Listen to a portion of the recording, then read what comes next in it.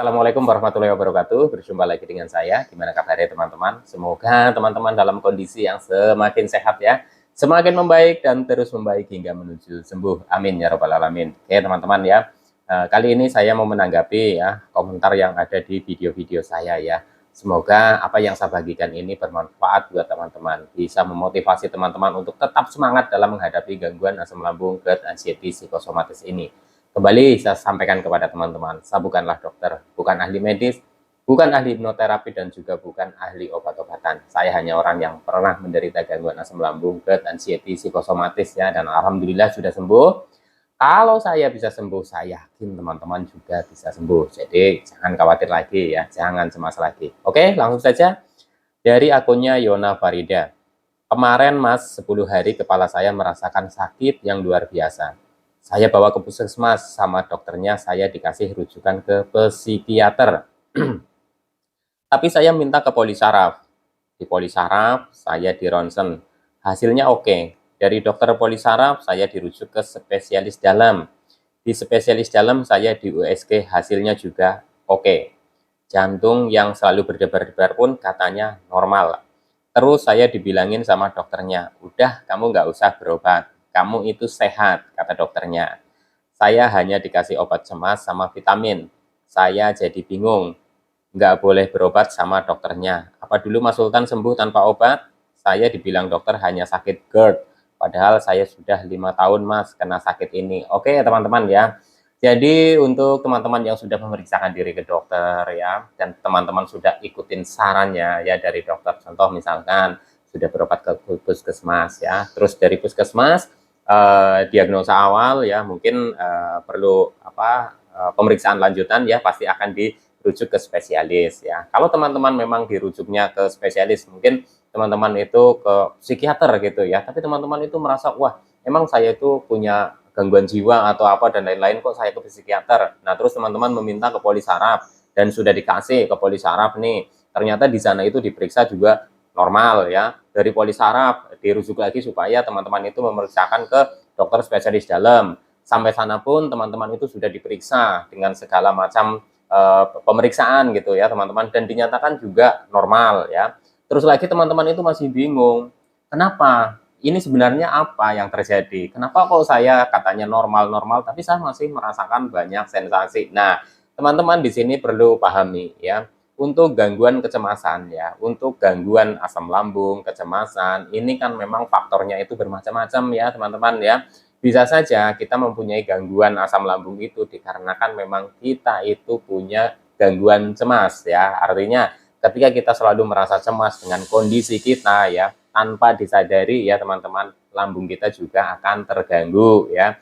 Nah, kenapa bisa seperti itu ya? Katanya baik-baik saja, katanya nggak apa-apa, katanya oke. Bahkan ketika berdebar-debar dan rasanya itu kayak ada gangguan di irama jantung dan lain-lain, setelah diperiksa pun normal. Kenapa bisa begitu? Itu efek dari kecemasan kita ya. Jadi kadang kita itu merasakan cemas yang tanpa kita sadari itu bisa menimbulkan gejala fisik ya, atau sensasi di fisik yang kita rasa gitu. Contoh misalkan pada saat kita cemas ya, tiba-tiba itu kita itu merasa deg-degan, napas terus ngap gitu, napas itu berat, itu juga bisa terjadi. Nah, kondisi seperti ini ya teman-teman ya, mungkin pada saat dulu ya, saya sebelum sampai periksa ke dokter spesialis, saya kan periksanya ke dokter umum, nggak puas, periksa lagi ke dokter umum lagi, nggak puas lagi, ganti-ganti itu seperti itu terus. Sampai dengan saya itu merasa sensasi di fisik itu malah tambah banyak. Karena apa ya? Dan saya menyadari bahwa ketika saya mengalami gangguan cemas itu ya, asam lambung itu nggak terkontrol, akhirnya mengiritasi dinding lambung ya. Mengiritasi dinding lambung dan akhirnya saya perlu diobati oleh dokter spesialis dalam ya. Jadi singkatnya seperti itu ya teman-teman. Jadi untuk teman-teman yang memang sekarang kondisinya teman-teman mungkin masih merasakan sensasi ini, sering berdebar-debar nih, sering cemas nggak karuan dan nggak tahu ini sumbernya dari mana gitu ya. Nah, teman-teman itu jangan panik dulu ya, atau jangan terlalu cemas dulu. Karena apa teman-teman ya? Karena kalau memang penanganannya itu sudah dari awal itu lebih baik atau lebih bagus ya. Kalau memang teman-teman itu malas berobat ke psikiater gitu ya.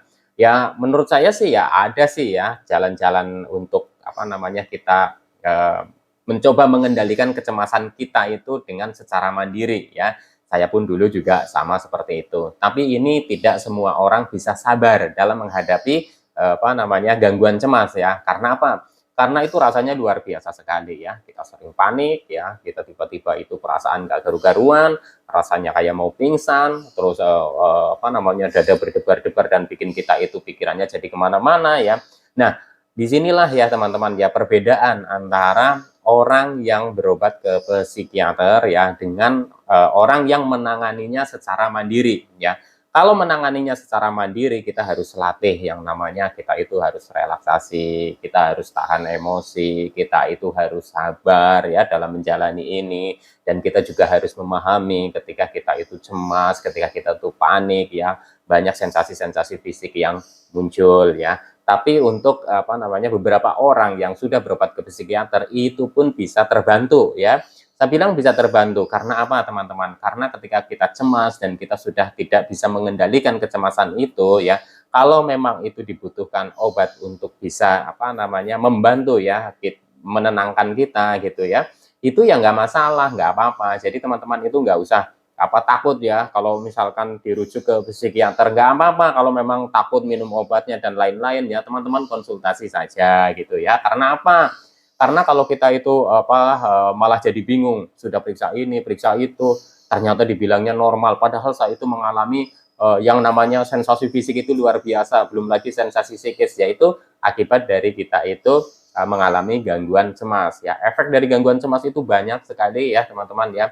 Jadi sebelum sampai ke apa namanya ke yang lebih serius lagi ya, alangkah baiknya ya teman-teman itu periksakan ke dokter ya, ikutin saran dari dokter ya. Kadang kita itu merasakan yang namanya jantung dak dikduk dak dikduk dak dikduk. Kita udah pikirannya itu macam-macam ya. Itu tandanya memang teman-teman itu mempunyai gangguan kecemasan ya. Jadi nggak usah khawatir teman-teman ya. Insya Allah hal seperti ini itu nanti juga bisa membaik. Nah, kalau teman-teman menanyakan apakah ini bisa sembuh tanpa obat? Banyak yang sudah sembuh tanpa obat ya. Dari coba teman-teman itu buka di channel-channel apa namanya YouTube ya. Itu banyak yang sudah apa namanya lepas dari gangguan gangguan kecemasan itu tanpa harus konsumsi obat. Tapi ya teman-teman ya, itu kan bisa dilihat kadarnya ya. Kalau memang mungkin kadarnya kita sudah mengalami sesuatu hal yang sifatnya apa namanya sifatnya apa ya, susah dikendalikan oleh kita gitu ya. Ya alangkah baiknya kita memang butuh bantuan dari psikiater ya. Kenapa bisa begitu ya? Karena memang psikiater itu kan apa namanya sudah ahlinya ya, ahlinya di bidang apa namanya gangguan cemas gitu ya teman-teman ya. Jadi nggak usah takut ya, jadi nggak usah takut lah, pokoknya ke dokter itu nggak usah takut gitu. Tapi kalau teman-teman merasa kuat, teman-teman itu merasa bisa, merasa yakin bahwa saya ini mampu mengatasi ya dengan keinginan, dengan apa namanya niat yang apa namanya niat yang sungguh-sungguh gitu ya, dengan menjalani terapi-terapi, contoh misalkan saya harus lebih sabar, lebih sadar, lebih ikhlas dalam menjalani ini, kita step by stepnya. Untuk gangguan fisiknya, gangguan lambungnya kita jaga dengan apa namanya pola makannya, terus untuk pola hidupnya juga dijaga, lalu pola pikir kita, dan ini butuh ketelatenan. Dan insya Allah nanti kalau teman-teman juga sudah telaten ya menjalani seperti ini, teman-teman juga akan merasakan sedikit demi sedikit itu membaik. Tapi di sini susahnya ya, kalau memang kita itu ingin cepat-cepat sembuh atau ingin cepat-cepat apa normal kembali ya, itu juga bisa malah menjadi tekanan buat kita ya, tekanan dalam pikiran kita. Kenapa kok nggak sembuh-sembuh? Akhirnya cemas lagi, sensasi muncul, cemas lagi, panik lagi, dan sebagainya gitu ya. Jadi akan muter-muter di situ terus ya teman-teman ya. Jadi untuk teman-teman nggak usah bingung, apakah saya harus pakai obat psikiater atau nggak pakai obat psikiater? Teman-teman yang akan memutuskan sendiri. Kalau teman-teman memang merasa yakin bisa menangani ini secara mandiri, ya nggak apa-apa ya teman-teman ya. Kalau saya dulu dari dokter spesialis dalam, saya juga sudah apa namanya konsultasi apakah saya perlu ke psikiater. Kamu bisa nggak menangani sendiri? Ketakutan-ketakutan kamu, kecemasan kamu itu bisa nggak kamu tanganin kamu sendiri? Kamu mau nggak berlatih? Kamu mau nggak telaten? Kamu mau sabar nggak? Ya, saya coba. Nah, saya konsisten ya teman-teman ya, walaupun dalam perjalanan itu apa namanya naik turun ya, tapi naik turunnya itu ya menurut saya cukup lumayan ya gitu. Jadi kadang percaya diri, kadang down lagi, kadang percaya diri, down lagi. Tapi alhamdulillah ya saya sedikit demi sedikit bisa menangani secara mandiri. Itu ya teman-teman. Jadi pertanyaannya, kalau teman-teman itu menanyakan ke saya ya, apakah gangguan cemas ini bisa sembuh tanpa obat? Bisa saja ya teman-teman ya, apa yang nggak mungkin ya. Bisa saja dan itu mungkin saja. Tapi lihat kondisi kita masing-masing. Teman-teman itu kuat nggak? Teman-teman itu yakin nggak untuk menghadapi ini dengan jalan mandiri ya, atau dengan jalan kita sendiri mengatasi kecemasannya ya. Kalau memang teman-teman sudah kewalahan dan merasa teman-teman itu malah jadi tambah frustasi ya, tambah pusing, tambah stres ya, menurut saya baiknya teman-teman itu perlu bantuan dari dokter ya, dari spesialis untuk menangani gangguan cemas itu. Oke teman-teman ya, semoga apa yang saya sampaikan bermanfaat ya. Nanti disambung lagi. Salam sehat jasmani dan rohani. Wassalamualaikum warahmatullahi wabarakatuh.